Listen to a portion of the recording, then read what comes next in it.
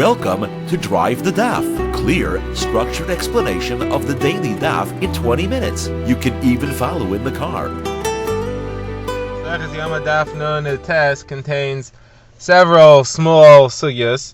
The Gemara first concludes its discussion of machlokes between Rabbi Akiva and Rabbi Yossi Aglili, in which direction the Kohen Gadol moved and applied the blood of the karbanos to the inner mizbeach, the golden mizbeach, as part of the avodah of the Kohen Gadol on Yom Kippur.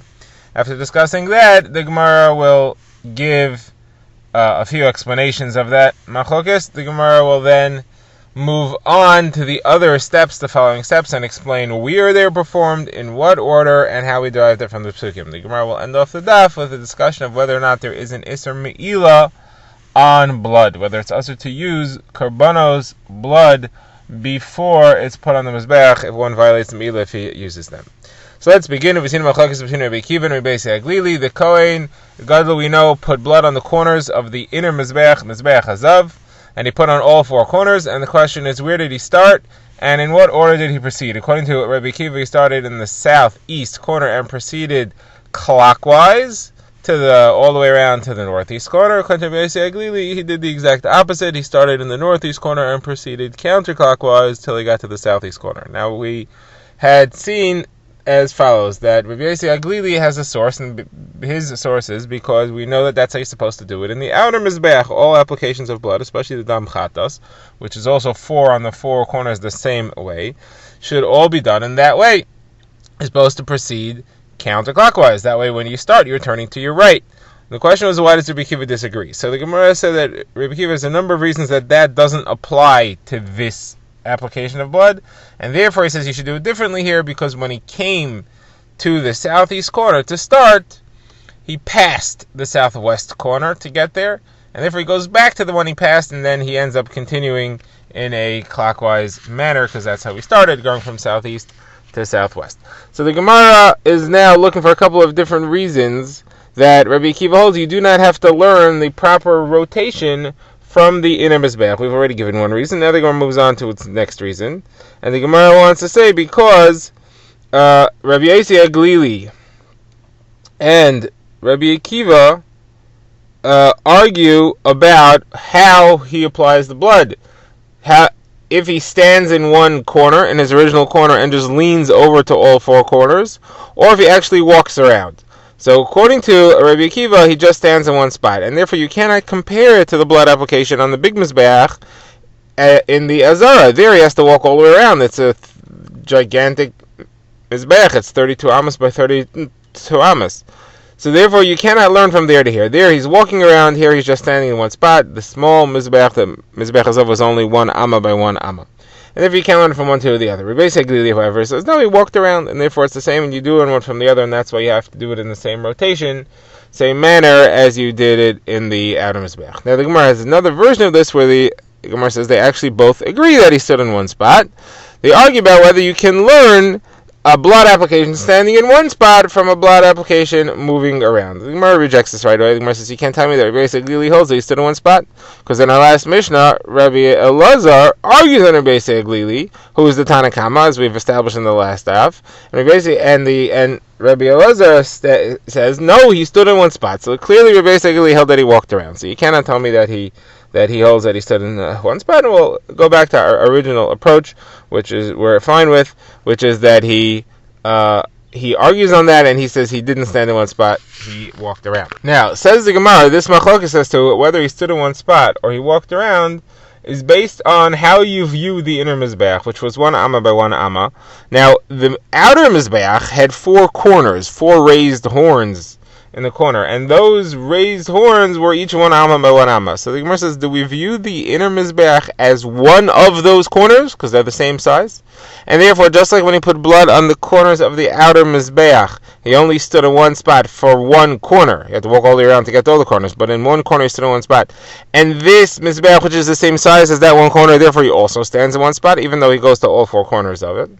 Or do we say, no, I compare the mizbeach to the mizbeach. Just like he walked around the big mizbeach, he walks around the small mizbeach. So does the small mizbeach count as the same as the big mizbeach, which are different sizes, or is the same as one corner of the big mizbeach, because it's the same size as that? Now, interestingly, quotes a brisa that says that this two ways of looking at things apparently goes all the way back to Bayis Rishon. The Gemara says there were two Kohanim Gedolim left alive from Bayis Rishon when they built Bayis Sheni, and each one reported that he did the avodah differently. One said he walked around, and one said he stood in one spot. Now, this can't be machlokes because we know no machlokes began until the days of Yossi ben Yoezer and Yossi ben Yochanan, but there are apparently two different valid ways of doing this approach. And the Brisa even says that they had the same explanation. One said because it's like one corner of the big Mizbeach, one said because it is a Mizbeach in and of itself. The Gemara now refers back to the Mishnah and explains the next machlokes between Rabbi Eliezer and Rabbi Yossi Aglili, which was in what direction on the corner of the Mizbeach does the Kohen move his finger? Is it in a upward direction or in a downward direction, starting from the top and moving downward? So we had seen that Rabbi Eliezer holds he only has to move in an upward direction on the corner which is in front of him. All the other corners he can move in a upward direction. He can start at the bottom and move upward. Only the one that's near him has to start at the top and move downward. And the reason for that is that the one that is near him, since it's close to him, if he would start at the bottom, he would have to bend his wrist sharply upward, and the blood would run down his fingers and onto his sleeve and make the white sleeve bloody. In order to prevent that from happening, he started at the top and ran his finger downward. He could start with his hand pretty much horizontal, no sharp wrist bend. The blood wouldn't run down his fingers until all the way at the end when it was mostly all off and already onto the Mizbeach. However, the other three walls, since he's leaning over far, he doesn't have this wrist bend, and therefore it's no problem for him to start at the bottom and draw his finger upward. And that's what we prefer, because that way it's physically easier for him to start at the farthest point of his lean and move backwards and upwards, rather than to start at the top and run his fingers down and have to lean further and further over each step of the way. So the Gemara points out that this is the way Rabbi Yehuda understands Rabbi Eliezer's opinion. However, Rabbi Meir disagrees. And Rabbi Meir says no. Rabbi Eliezer actually holds that you have to, the only exception is the furthest corner, the corner that's diagonally across from here. There, since he has to lean far, we let him start at the bottom and then go upwards. However, the other three corners, the one nearest to him and the two on the side, we actually want him to start at the top and go downward to prevent the blood from running down his fingers there as well. Okay, the Gemara now moves on to the next phrase in the Mishnah, which discussed that after the 4 applications of blood on the corners of the Mizbeach Hazav, we now do one on Taharei Shel Mizbeach, 7 times on Taharei Shel Mizbeach. So the Gemara says, what is Taharei Shel Mizbeach? Well, offers 2 explanations. The Gemara's first attempt is that Taharei means half, like people say, Tahar Tira, half the day. So Tahar means half, and therefore he's applying it on the top half of the wall of the Mizbeach. The Gemara says it can't be true, because we have a brisa that says that he shouldn't put it on top of the coals. He should clear the coals out of the way first. He should clear the dust and clear the coals out of the way, the ash. So obviously then it's on the top of the Mizbeach, not the sides. So Gemara says, okay, so Tahar means the revealed part of the Mizbeach, meaning he should clear it until it's revealed, and then he can do the blood application over there. It's still only half of the Mizbeach, but it means revealed. It's the half of the roof of the Mizbeach, and the word Atayar means revealed, like it says, Etzem Hashemayim L'Tayar, like the sky itself in purity, meaning revealed. Okay, now, which half of the roof of the Mizbeach does he put it on? Versus that's a machlokes between Rabbi Yossi and Rabbi Hanania. One says on the south half, one says on the north half. What's that machlokes based on? So the Gemara says it's based on where he finishes doing the corner applications, which is based on where he started, which is based on which side of the Kodesh Kodashim he came out on, which is based on how many curtains there were between the Kodesh Kodashim and the Heichel. We know that Rabbi Yossi holds there was only one curtain. The curtain that's closest to the Kodesh Kodashim, which in Rabbi Yossi's case is the only one, had its opening on the north side. Therefore, when he comes out of Kodesh Kodashim, he's coming out of the northern side of the room. And therefore, he's first approaching the Mizbeach from the north. He starts at the northeast, and he ends on the south. If he ends on the south, that's the spot where he performs the applications of blood, the sprinkling of blood on the roof of the Mizbeach, where he ended the wall applications. However, according to Hanani, it's the opposite. There were two curtains, and therefore the inner curtain had its opening on the north, but the outer curtain had its opening on the south. So when the Kohen Gadol comes out into the Heichal, he comes out on the south side. Therefore, he approaches the Mizbeach from the south, starts at the south, finishes in the north. Finishing in the north, that's where he does the sprinkling on top of the Mizbeach, and the north where he was.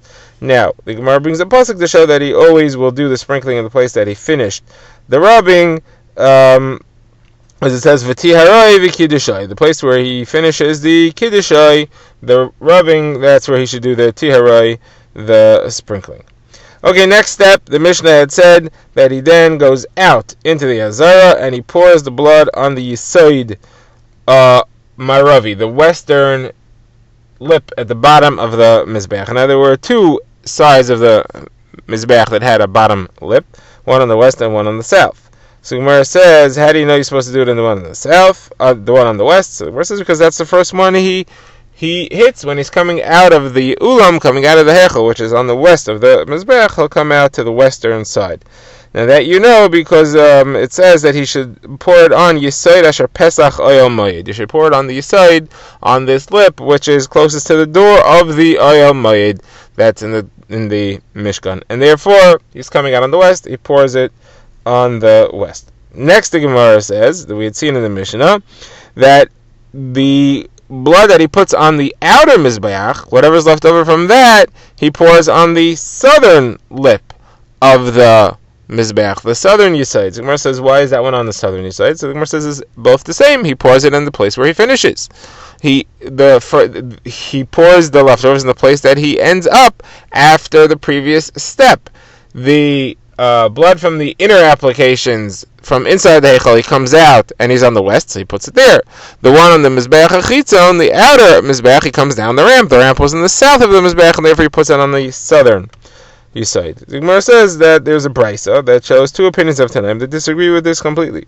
Rabbi Shmuel says both inner and outer bloods, leftovers, were put on the south side, because we don't say that they're both in the nearest. We say that they are both the same, as in that they are both the regular outside blood goes in the same place as the inside blood, which is on the west. And Rabbi Shimon ben Yochai says, no, we do them both in the south. The regular outside blood and the regular inside blood and the inside blood both go in the south. So the Gemara says, I understand Rabbi Shmuel. We know that the inside blood, the blood used inside, has to be put on the west, because the Torah says that he should put it on the side where he comes out of the Ohel Moed. And therefore we're going to learn from there to the blood on the inner Mizbeach, he should do that in the same spot. But according to Rabbi Shimon ben Yochai, why should I reject that which it says and just learn that it should be on the south side? Where would he come up with that? So Gemara says very simply, Rabbi Shimon ben Yochai holds that the Ohel Moed was on the south end of the Mizbeach. When he came out of the door of the Ohel Moed, he was actually facing the southern end, and that's where he therefore does both blood applications. That's where he does the Yom Kippur application, like it says clearly it should be in the place where he comes out, and that's where he does the other applications of blood, because we learned that from there as well. Now the Gemara says that the Talmidim of Rabbi Shimon ben Yochai were of the opinion that Rabbi Yishmael changed to hold like them, and their siman was that their Rebbe came to paskin like our Rebbe. Okay, the next thing the Mishnah said was that the two types of blood, all types of blood, those that are used, those that are not used, those that are poured, those that are not poured, the blood of the goat, the blood of the par, mixed together on the floor, flow out into the stream, and they are sold as fertilizer. So Gemara says that there is a question, is there an Isser Me'ila of using Kodesh things on blood? Now, after the blood is already used, the leftovers, is definitely no me'ila, because we know that there's a rule that after the mitzvah of something is performed, the kedusha goes off, and there's no kedusha, there's no isser me'ila anymore. The question is beforehand. So the Gemara says that it's a machlokes between Rabbi Meir and Rabbi Shimon against the Chachamim. Rabbi Meir and Rabbi Shimon say there is me'ila before it's used, and the Chachamim say there's no me'ila, and the Gemara says that they actually both agree that there's no me'ila. The only question is there me'ila derabanan. Now, there's a big difference, because if it's me'ila deraisa, you have to pay an extra fifth of the value of what you use. If it's only derabanan, you just have to pay for it. You don't have to pay an extra fifth. But the Gemara says, okay, so everybody agrees that there's no me'ila deraisa. Where's the source for that? There's no me'ila deraisa. So the Gemara brings no less than three sources. One is the Torah referring to blood of Korban. It says, "Vani nasativ lochem al mizbeach lechaper al nafshesechem." I gave it to you. Giving it to you means it's yours. It's not mine. It's not kodesh. There's no iser mi'ilah. Second source, the Gemara says, the first one was Ula. The second one, the Gemara quotes Rabbi Shimon. He says because it says that it's lachaper. Nasati l'chem al mizbeach lachaper. It's to bring kapara. It's not to bring me'ilah. It's to bring kapara. It's a different type of thing, and therefore there is no me'ilah. Gemara's third source is that it says who? Ki adam hu kanefesh yechaper. It is the blood. Extra word who says it is. It is before and it is after. It is the same level of kedusha before and after. Just like after there's no me'ilah because its mitzvah is already performed. Before its usage is also no me'ilah because its mitzvah is already performed. Drive the Daf is a project of the Grand Woodlands Shul and is presented by Rabbi Yitzchak Landa. Find us on YouTube or subscribe to daily emails by emailing drivethedaf@gmail.com.